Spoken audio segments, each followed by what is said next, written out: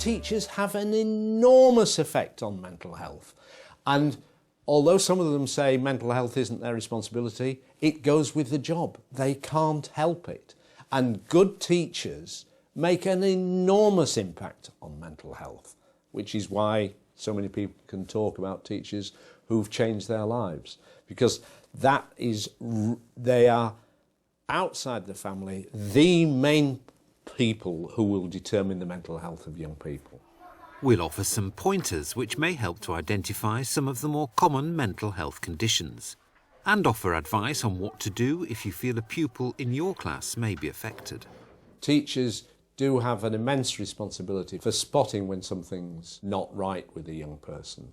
I'm acutely aware that teachers have a day packed with trying to manage large numbers of children, and if they're able to spot that one child isn't communicating as readily as they have been doing on previous days, that's an immense skill to start with. By doing the job, you are responsible for their mental health. There's no way out. If you don't want to be responsible for children's mental health, don't be a teacher. So what are the warning signs? What follows are the experiences of a long-serving Senko and a senior teacher. They would be very lethargic. They would be lolling, they would be falling asleep, the stomach would be rumbling, they would start losing weight, they would be continually asking to go to the toilet because they would want to be making themselves sick.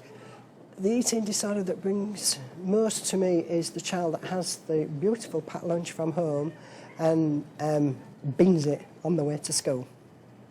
They get to school and you say, oh, have you got anything to... I've eaten it on the way to school, I'm really, really sorry. You know, I said, what have you eaten? So they reel off the packed lunch and they start, I'm really hungry, I had no breakfast, so I've eaten it on the way to school.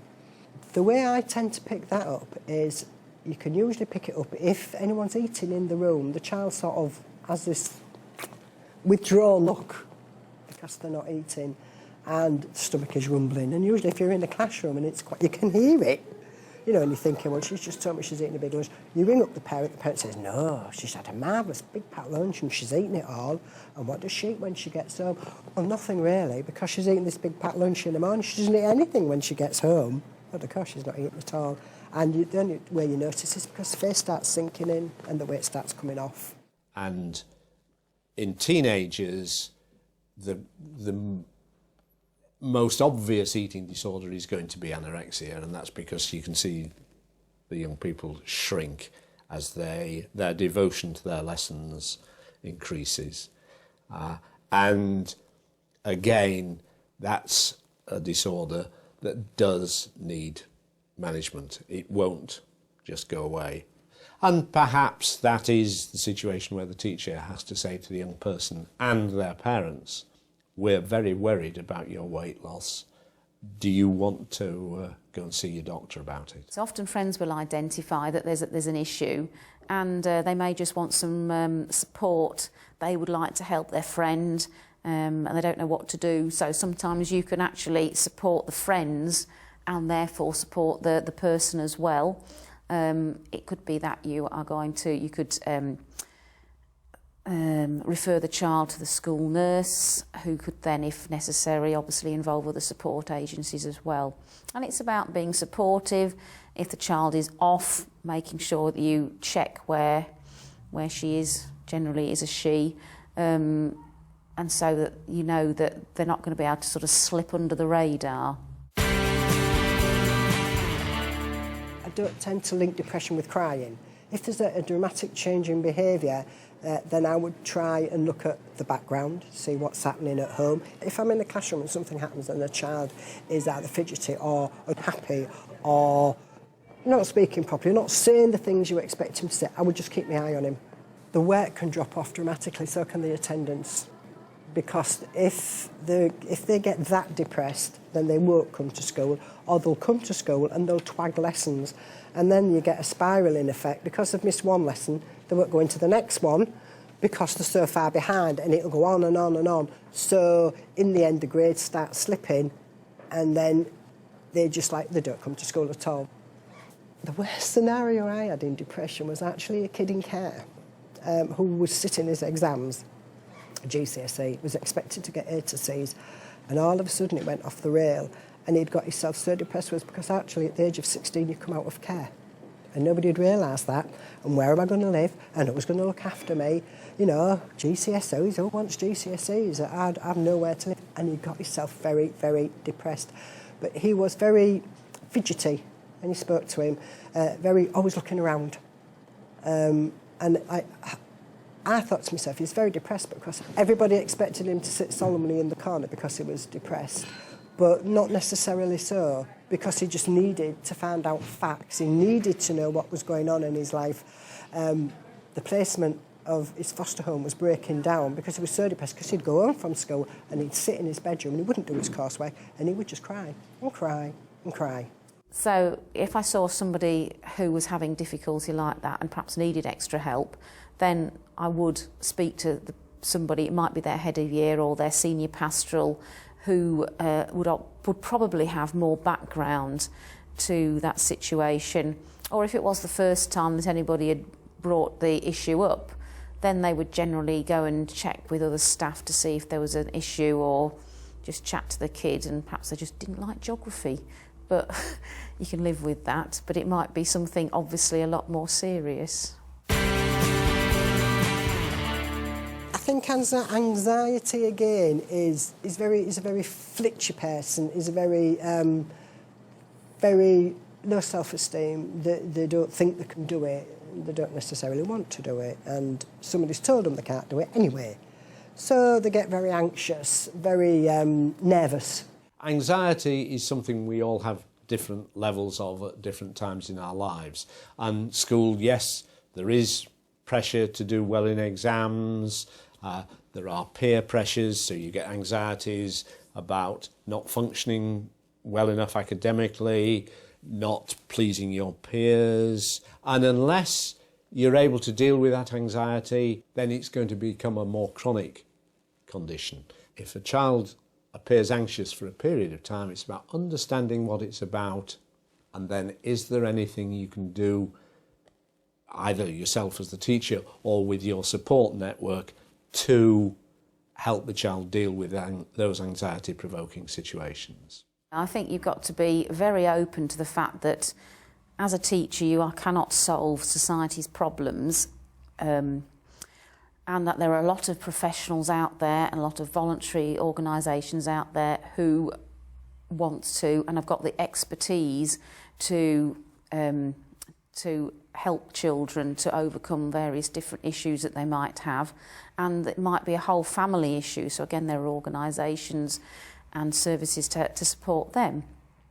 And I don't think you should ever think, I can solve this myself, because you won't. You haven't got time and you haven't got the expertise. And neither should you think, oh, because I can't do anything, I'll just sweep it under the carpet and pretend it doesn't exist. Just share things. I mean, that's why there are so many different services and support agencies, because not one single entity can solve all the problems.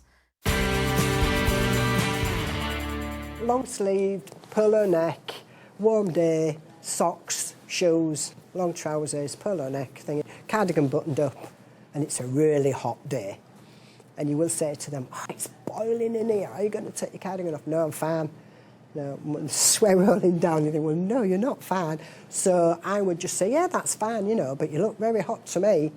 And then I would make a mental note of who it was, and then I would keep my eye open on that particular child. I've come across quite a few cases. I've come across one particular case where it had gone undetected for quite a long while. The student was just seen as very violent. They would trash the classroom. And it was only at one particular moment when I was talking to them that I actually leant over to say something, and they flinched. And I was like, oh, are you okay? Yeah, there's nothing wrong with me. And I carried on talking to them slowly but surely. As I went across again, I said, are you all right? Are you feeling ill? No. And it was, you can't change your face, because if you react, they will just...